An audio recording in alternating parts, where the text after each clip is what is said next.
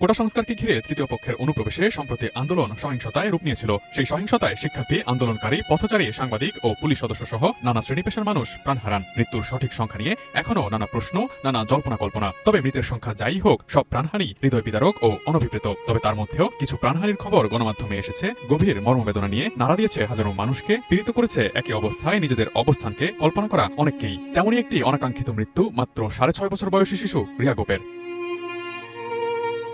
দেশের প্রথম সারির একটি দৈনিকে প্রকাশিত এক প্রতিবেদনে বাসার ছাদে খেলতে থাকা 6.5 বছর বয়সী শিশু রিয়া গোপের মাথায় গুলিবিদ্ধ হয়ে মারা যাওয়ার তথ্য তুলে ধরা হয়েছে। সেখানে বলা হয়, দুপুরের খাবার খেয়ে ছাদে খেলতে গিয়েছিল ছোট্ট এই মেয়েটি। তার কিছুক্ষণ পরেই রাস্তায় সংঘর্ষ বাধে। বাসার সামনে চেঁচামেচি শুনে বাবা ছাদে ছুটে যান মেয়েকে ঘরে ফিরিয়ে আনতে। মেয়েকে কোলে নিতেই নিষ্ঠুর এক বুলেট এসে বিদ্ধ হয় ছোট্ট রিয়ার মাথায়। মুহূর্তেই নিথর দেহটি ঢলে পড়ে বাবার কোলে।